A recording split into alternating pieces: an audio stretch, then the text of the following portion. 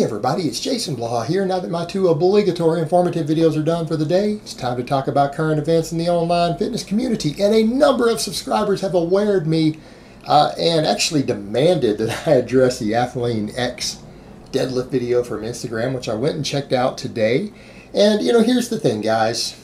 A lot of people say, how dare you be critical of Jeff Cavalier? He coaches professional athletes and he's got all these credentials. Yeah, that's exactly the point.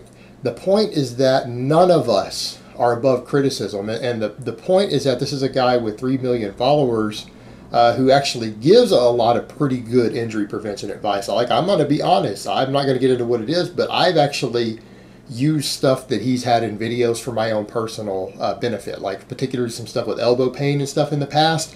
I actually have learned a couple things from Athlean-X, from Jeff. All right, I've actually learned a couple things from him, so I'm not saying he doesn't have a lot of good stuff, but the problem is that because of all that, people take what he does as gospel, and when he does do something that's bad or dangerous, it's accepted, and that is a problem. So let me just go ahead and flip in him deadlifting.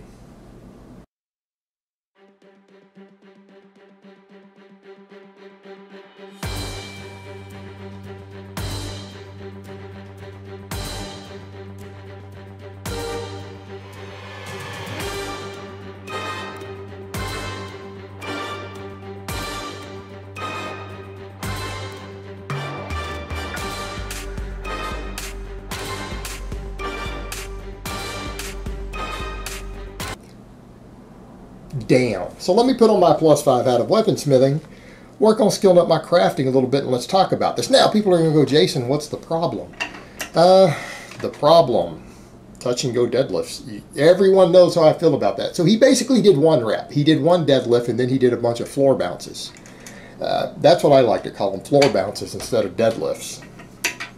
And here's the problem with that. Historically, that is where most back injuries come from, on the deadlift. Very, very few people injure their back deadlifting unless they're totally cat back. And I don't mean your thoracic region, I mean your lower back rounding. Because a lot of guys notice me, and even a lot of other people, there are guys who deadlift 800-900 pounds who use thoracic rounding who have no injuries.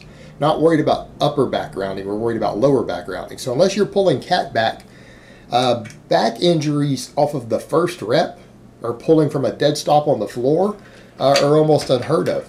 It is that jarring and bouncing off the floor from people who do touch and go reps, or floor bounces as I call them, that tends to lead to disc damage. And every single person, and this is again my own anecdote, I am not a physical therapist, but this is something I've observed for 2 decades.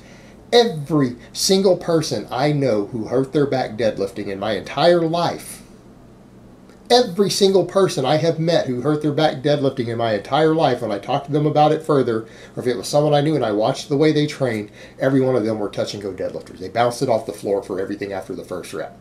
That is historically a trend I've noted, and that even includes YouTubers, right? That even includes YouTubers. Without fail, that is every single person I've ever seen who's hurt their back deadlifting. And then I see Jeff doing it as a guy who is somewhat an expert on injury prevention, right? The guy's a legitimate physical therapist. And he's doing the one thing I've seen people get hurt on, my favorite exercise. And the problem is that, like, he wrote this little write-up on the side on Instagram, and it doesn't match what he's doing in the video. It doesn't match what he's doing in the video. He says in there, every rep needs to look the same. And it's like, I didn't start seeing form breakdown until rep 19, really, because I saw rep 2 and 3 didn't look like your first rep. Rep 3 didn't look like the second rep. They were not identical. You did not deadlift like a machine. I deadlift like a machine when you guys see me do rep work. Have you guys watched me do multiple sets of 3, like 10 by 3 before, and every rep looks identical? My hip position is identical. My hips are set in the exact same spot. I pull from a dead stop. The bar stays even on the way up. When Jeff was deadlifting, watch reps 1, 2, and 3. The bar was tilted at different angles on each one as he bounced it off the floor.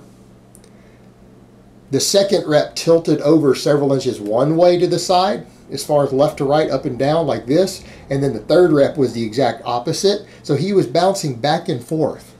All right, you're bouncing back and forth with an uneven load, jarring it off the floor. You're going to tell me that's what you want to be doing for your lower back, that's ideal? His reps were not identical.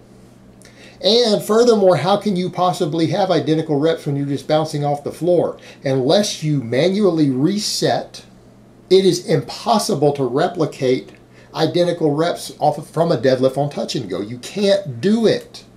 And he didn't, and he proved the point. You know, I agree with what he wrote.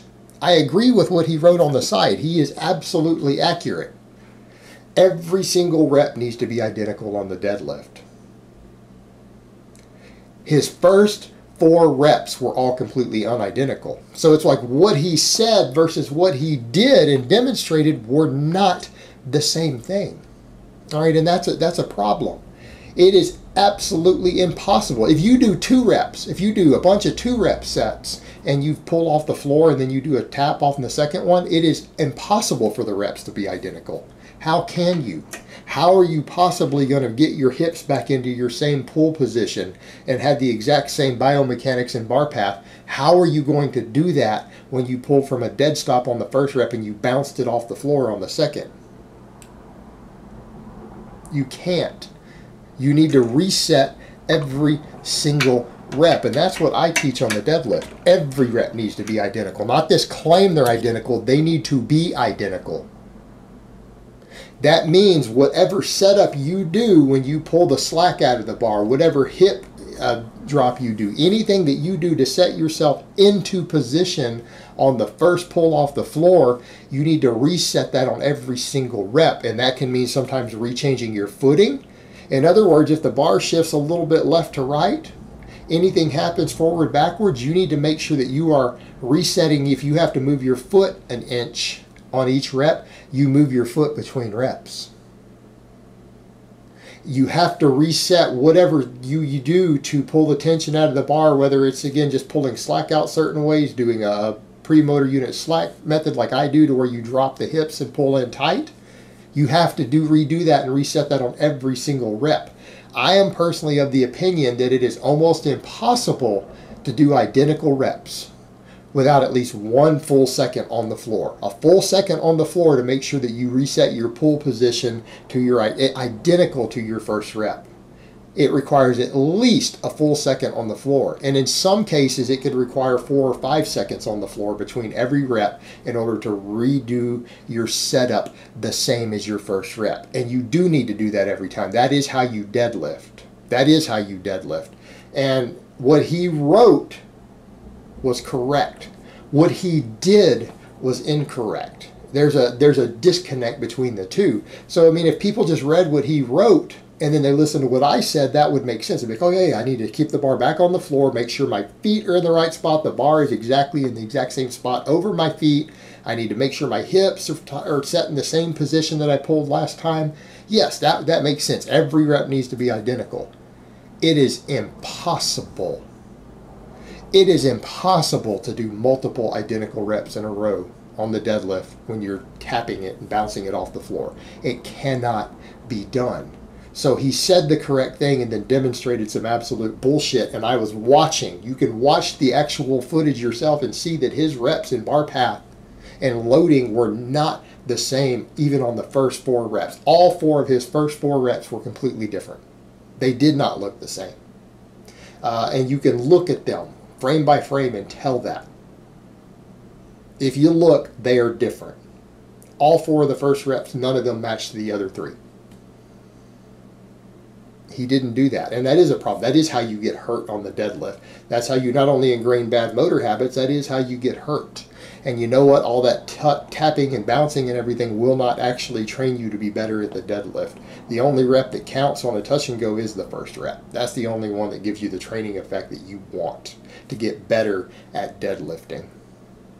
And the rest are just cheat reps. They're just cheat reps where you're bouncing it off the floor. You're not even deadlifting. You're not even getting a lot of the benefits of the deadlift, which requires you to explode a very heavy weight from a dead stop because you're using external inertia and, again, using a totally different bar path. That's not even a deadlift once you start doing that. It's some other exercise. And it doesn't have the same training effect or the same training response in the body. Alright guys, but that's really all I have to say on that today. I hope it's been informative, and I will talk to you guys next time.